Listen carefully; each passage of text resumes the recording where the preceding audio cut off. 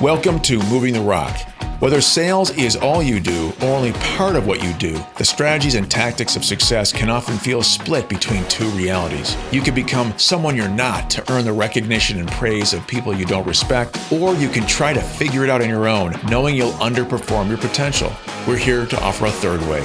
The idea that you can't have success without compromise is just wrong. You don't have to compromise to win in the long term. You can play the game in such a way that you win in the short term and the long term. Through our hard lessons learned, we can shift your way of thinking and create a better way. I'm Chris, founder of SiteShift. And I'm James, founder of Florist Group. If you're tired of the status quo, we're here to help you move the rock on your career, your business, and your life. Welcome. All right, Chris, we're here. Our foray into video, man. It's great to see you. Yeah, man. Let's have some fun, get to the next level, and draw in massive amounts of people. And let's see if we can have that impact, man. We'll multiply that impact together. I love it. Well, you know, we've been talking a lot about leadership development. It's what we do. And we've been talking about in the context of sales organizations and driving growth, which is wonderful. I love to do this because the area that I like to have impact in is in not only driving revenue, but building value for organizations. And unfortunately, a lot of what we do in sales is discounted because of the old idea that as long as you put together enough people who are coin operated, motivated by money, success will follow. And that's really just due to a lack of understanding of the details of what goes into and all the thousands of permutations and areas of risk that can impact the sales process and the process of driving revenue for an organization. So I'm excited to dig in today. Yeah, it's fresh on my mind, I think, because I just saw like a big social media business influencer just go off a little bit on how it's because you're not paying people enough, like throwing money at it is going to fix the problem. And if that were true, right, you wouldn't have so many stories where there was a lot of funds and now there's a lot of carnage. That's true. That's true. And, there's a stat out there that says 57% of top performers are looking for work. So, if it were just about the money, we would stick around. I mean, I've walked away from very well paying jobs because I didn't feel valued and because I wasn't inspired and motivated to go to work. A big part of success, and I know you and I have both studied this and done research on this. It's not just about skill set and tool set. What separates top performers is their mindset. And if that mindset isn't sharp and crisp and motivated and committed to success, then they're not going to perform at a high level. And a big part of what drives that kind of success is the culture within which they're working, the core values that guide the way that what's expected of them and how they're treated. So it all works together. And I know this is an old idea or an idea that's been kind of batted around in social media and in the popular press lately, but it's true. If you don't feel like you belong where you are, and if it's a chore to get to work every day, you're going to have an organization that's more inclined to do the minimum to keep their job versus the maximum to actually see how much they can do, how far they can take their potential. Yeah. Well, and I think also too, not only you're going to have this minimum, the quiet quitting we're hearing about, right? Right. You also get such a toxic culture when it's just money motivated. Because there are people listening to this that are like, okay, well, that was you left, but you can get the job done, throw enough money at it. And while we know that's not true, there's still people that think that. But an environment driven just by money, and money matters, it's cutthroat and it's toxic. And you're not, it's what we've hit so many times. You're not building a sales process where everyone can perform at the highest level. You're building a hero environment. Yeah. Well, that's a great point. Let's talk about that for a minute. When I was coming up my first 15 years at work in my career, I was changing jobs on average every 2 years. So I had 8 experiences in that 15-year period. Now, I was able to achieve, luckily, I was able to be part of 5 exits, and 2 of those were IPOs. So it was a largely successful experience, and it also gave me the experience to do what I'm doing today. But what was really difficult about that experience, and what made it hard for me, and what made me eventually burn out, was the fact that I was restarting over and over again. So my drive and my focus on making money created a short-term mentality for me and for my employers. If you reverse that and look at a company that only worries about paying people a lot of money, doesn't worry about their culture, then they're going to be hiring and firing, or hiring and losing salespeople on the regular, right? We know that the career of managers and VPs in sales and high growth environments is getting shorter and shorter. Well, why is this? Mm-hmm. Because they're coming to the job with fewer and fewer skill sets, and they don't really truly understand the bigger picture. How do I not only create transactions, create sales, but how do I build a growth culture that can actually empower a team that works together to create something bigger than the sum of its parts? If we continue to build organizations based on transactional short-term benefits like money, then that team is going to be turning over, that manager will be restarting, and success will be fleeting, which again creates turnover for the management position. So yeah, you can get success short-term, but does it create leverage and a multiplier effect that can really drive value for the team, each individual, and for the organization? Highly unlikely, very difficult. And why not try to step up just to see if you can make that happen? Yeah. It's so often you see it in nature and the environment and everything that we do as we interact with the environment. When we pursue this quicker shortcut to get this short-term fast result, it does longer-term damage. And I have no doubt there have to be people that are listening that are like, yeah, not for me.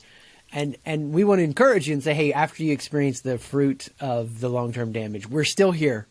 But there are people out there listening that are wanting a different way.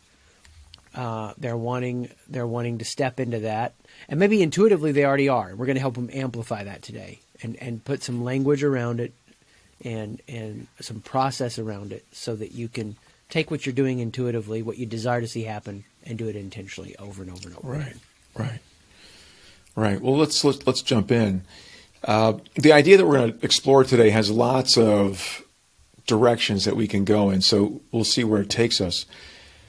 The thought that provoked this was this idea around what is required to build a growth culture. And you and I are heavily invested in this idea of mapping growth cultures, right? And we know that the culture is an outcome of the influence that the leaders, people, and systems have on getting things done. So how do leaders come to the task of getting things done? How do their people show up? And how do those systems reinforce positive and negative behaviors that ultimately make the organization successful or not successful? So that all combines to create the experience of the culture that we build and that we work within. And ideally, we're thinking about building a culture that can sustain success over time, even when we change out the heroes that helped initiate, right, the building of that organization. We're talking about leaders, people, and systems, not just leaders and people. We want to move past the idea of working as hard as you can, then working as smart as you can, and then working as many hours in the day that you can. And then when you hit that limit, what's next? Well, the only thing that you can do to continue to drive scale and growth is to focus on the leverage that you and your teammates can create together by working together, learning together, instead of as individual contributors. Everyone has a role on that team.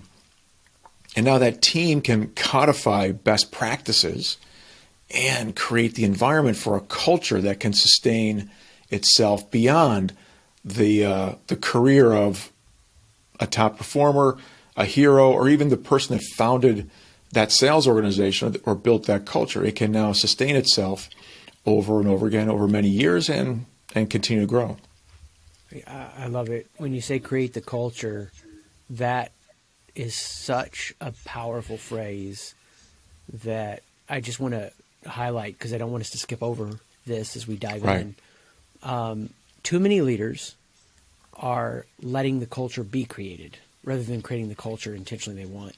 Or they're haphazardly doing it. Like the stories they tell, the things they celebrate, they haven't put thought and intention behind.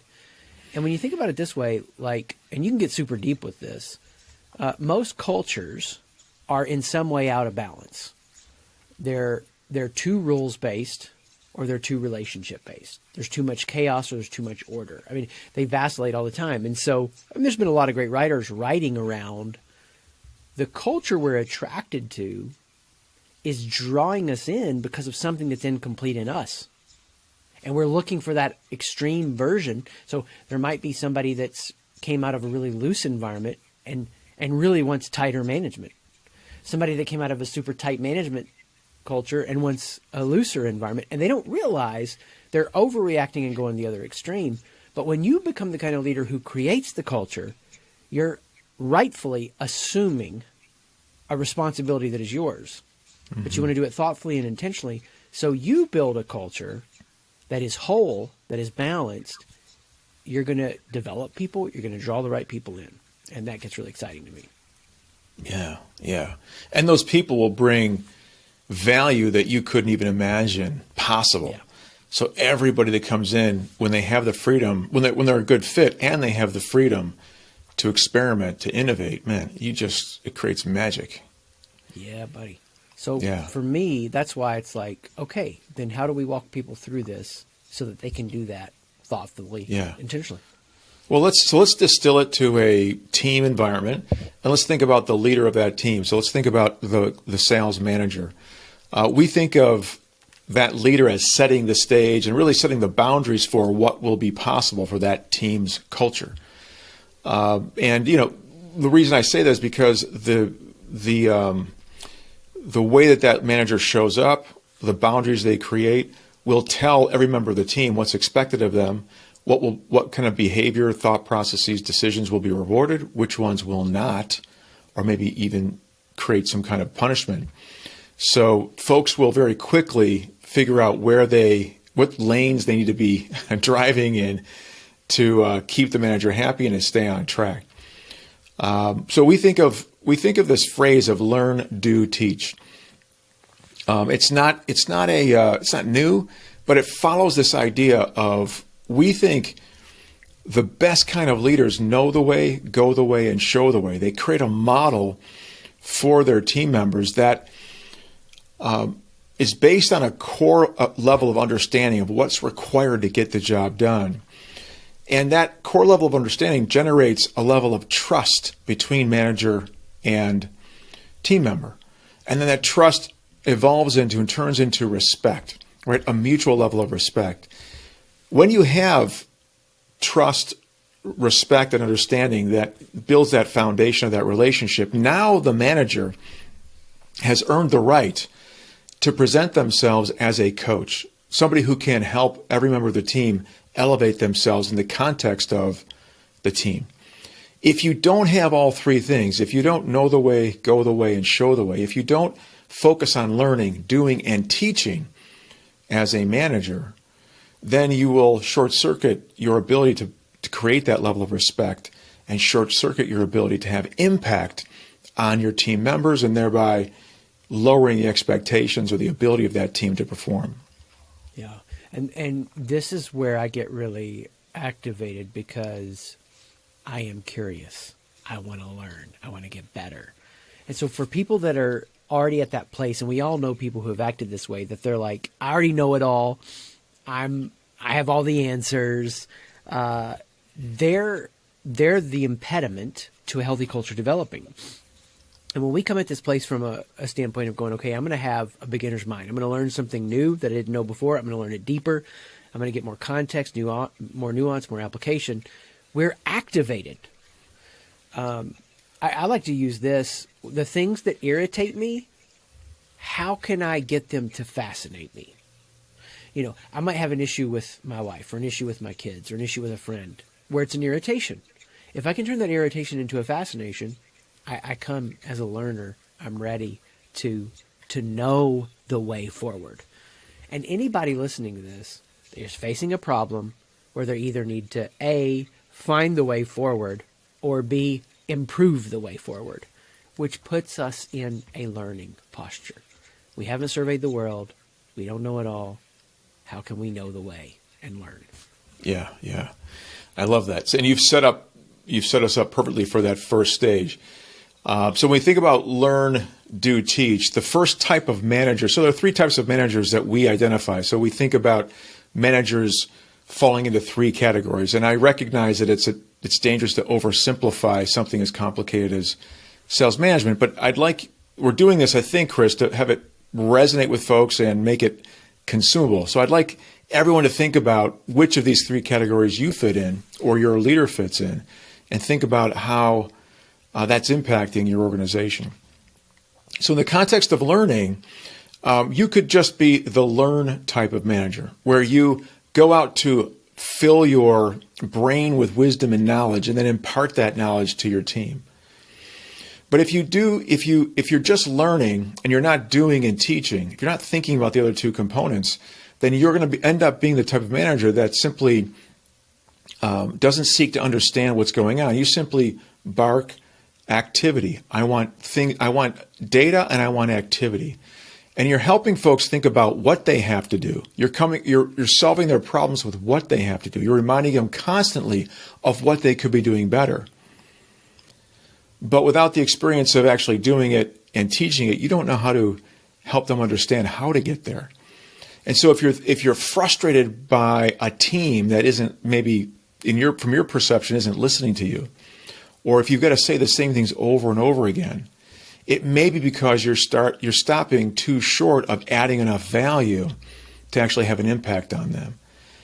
And when you think about leading a team of salespeople who are incentivized to perform, if their experience of you is one that cannot, in their perception, cannot add value or help them get better, then what do they have to gain from listening to you?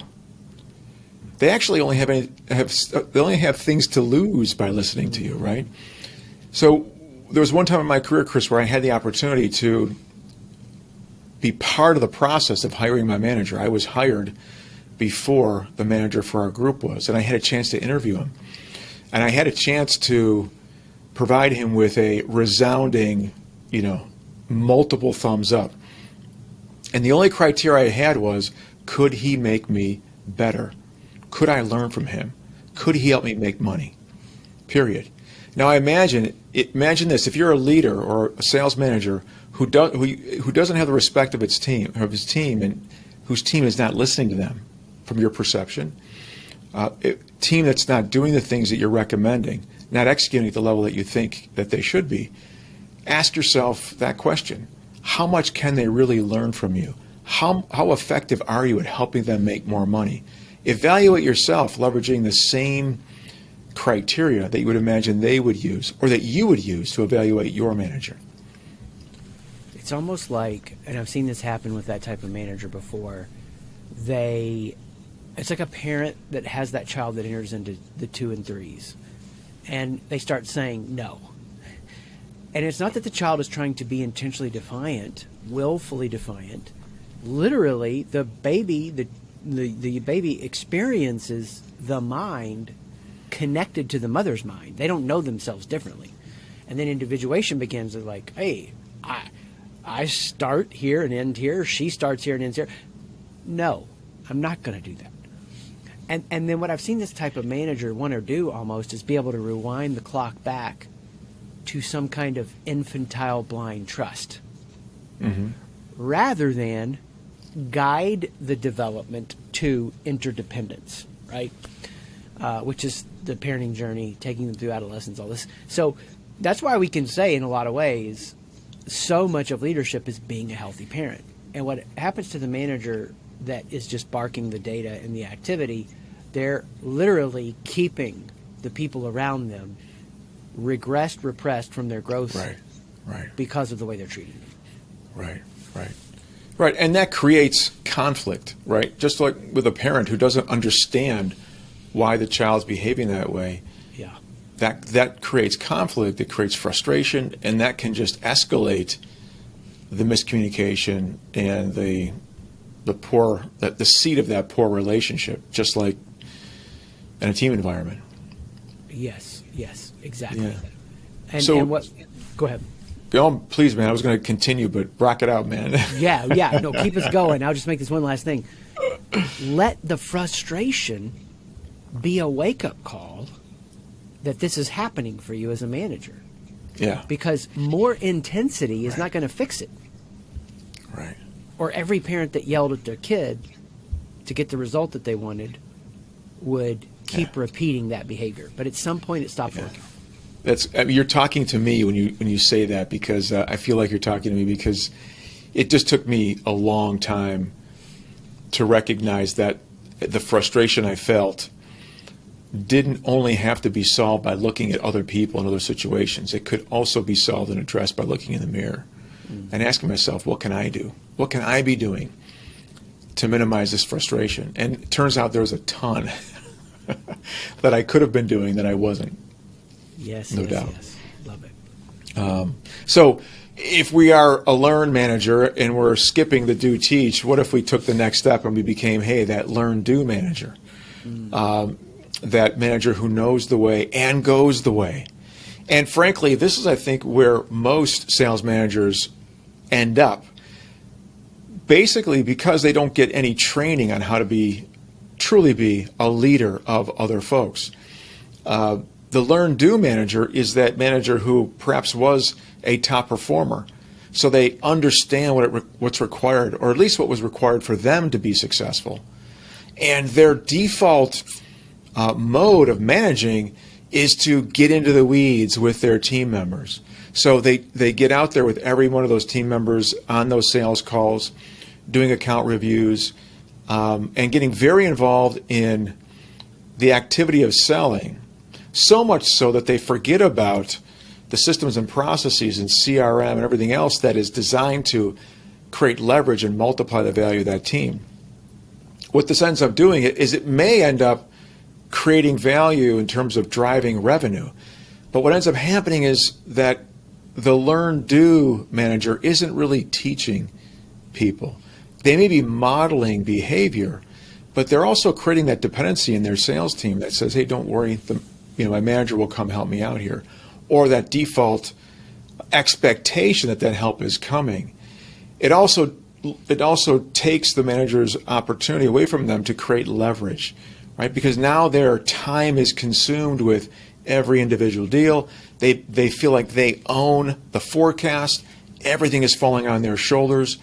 And they really miss an opportunity to empower their team to actually help them drive the performance that they seek. They feel like they have to be there, present, to make it happen.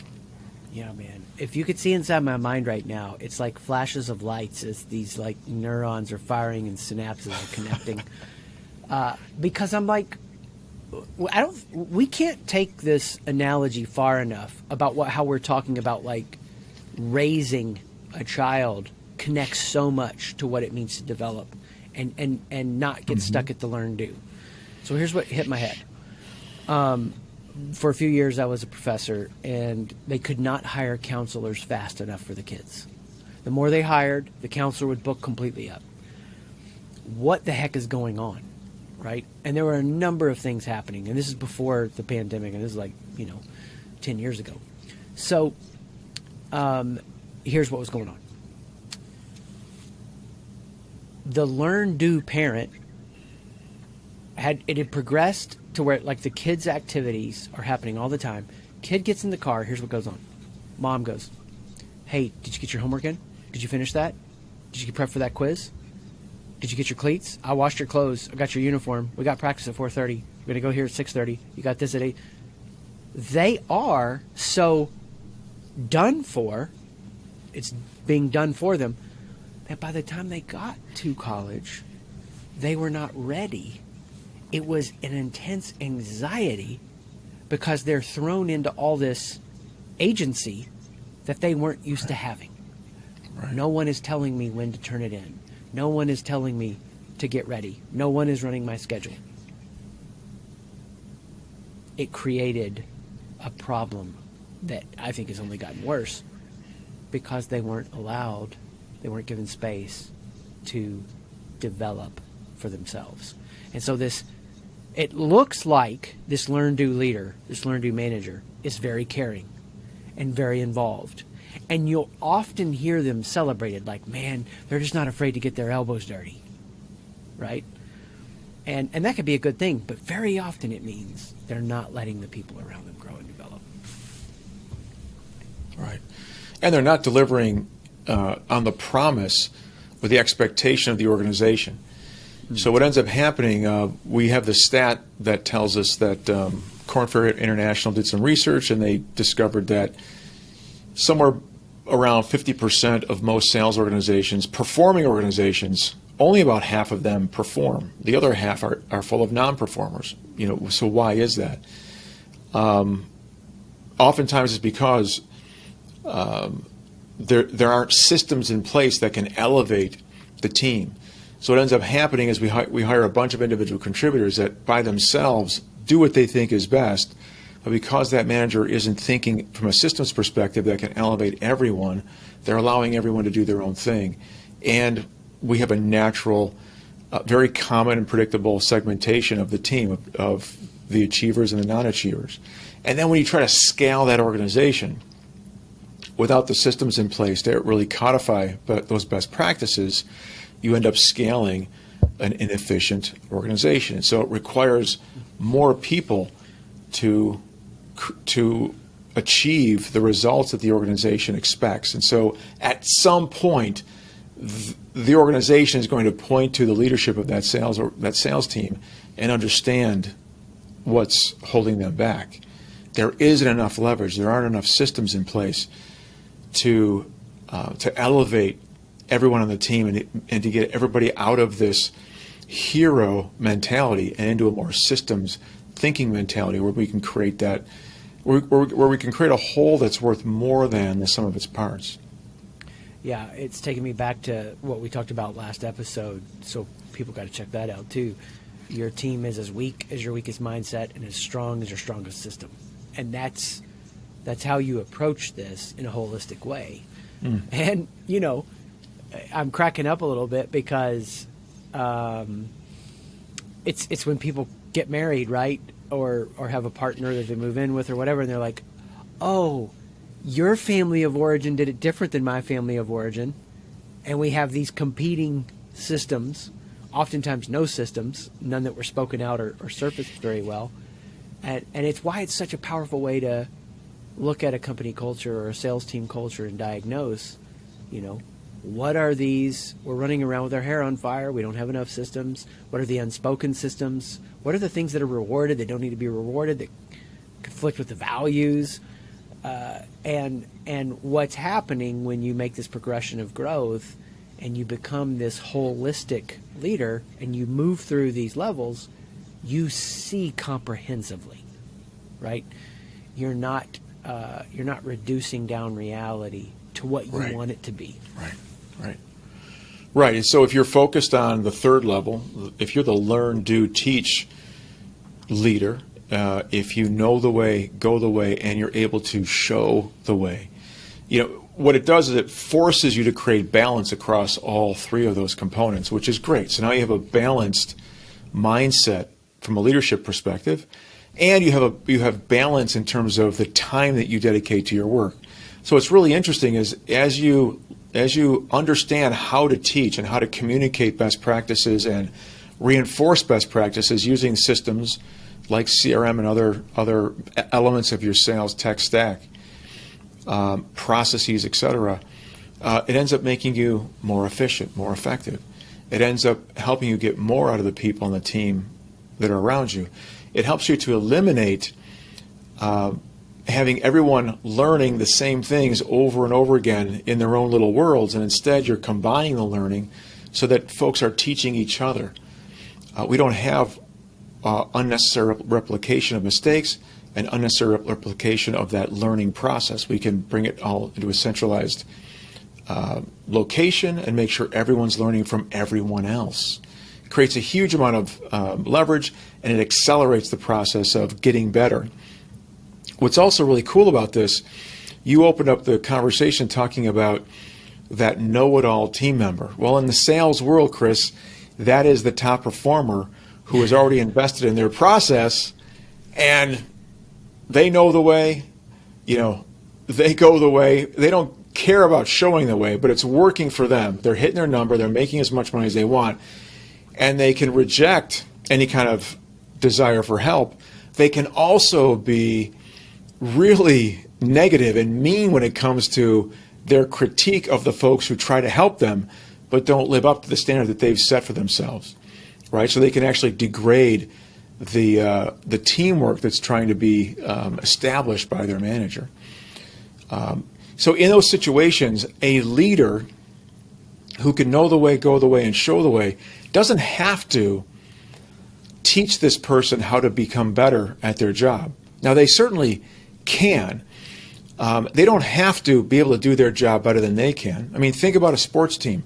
Can every coach on a team perform the role of every player better than their world-class players? Absolutely not. Well, how do they earn the respect of that Hall of Fame, that future Hall of Famer?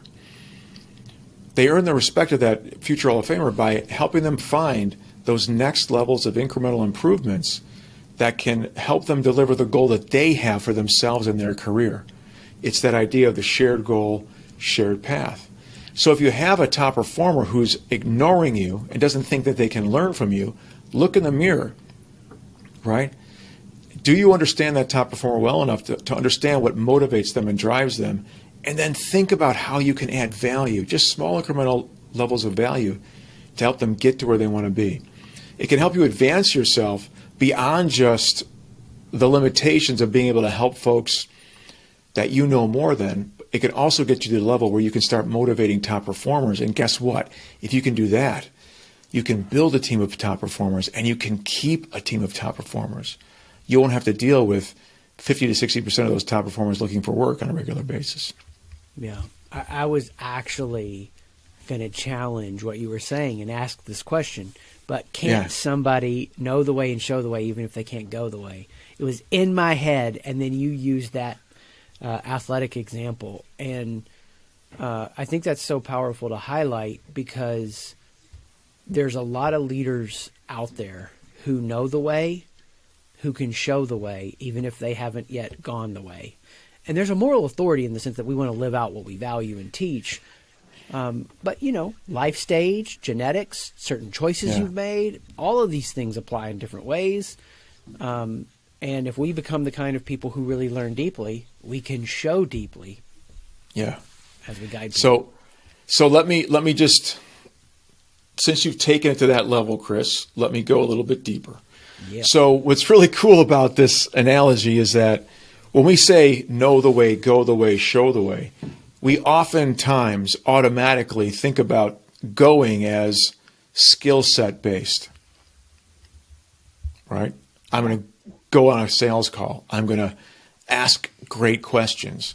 I'm going to turn this meeting into a magical, well choreographed dance that ends up in a enthusiastic sale.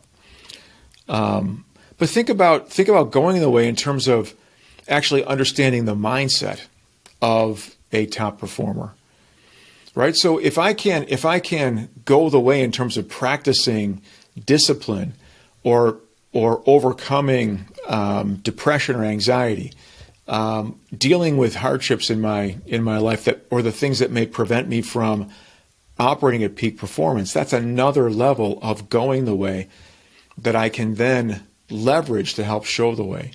So when we think about building winning habits, we think about developing our mindset, our skill set, and our tool set. So we can think about that, developing those three things for ourselves as leaders, but also developing our understanding of those things in the context of the team members that we have. What do they all need at their various levels of performance to get better? Yeah. And as you and I know, bottom performers, really need that tool set to give them that base foundation. but then they need to improve on the skill sets required to make those tools work for them. As you get closer and closer to mastery, mindset takes over and has a bigger percentage of the responsibility for creating incremental performance improvements, because you can only practice so much, right? What makes practice even more impactful?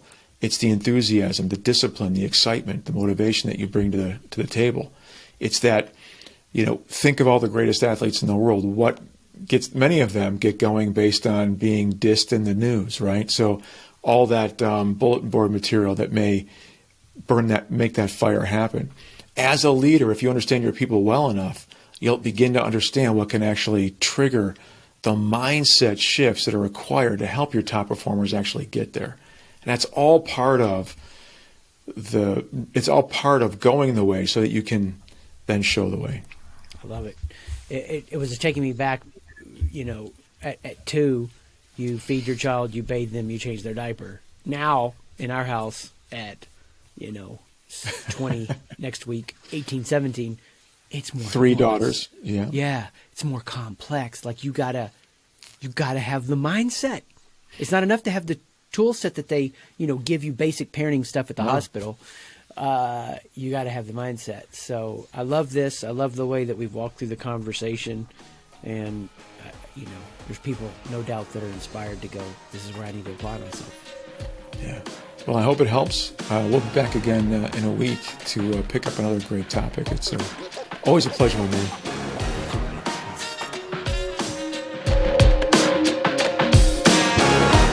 Thanks for listening. If you've learned something or were inspired to try something new, please rate the podcast and share this episode with someone you know. If you'd like to learn more, visit and connect with me, James, at florissgroup.com, FLORISS group.com. And if you want to connect with me, Chris, check out SightShift, SIGHT shift.com. Peace.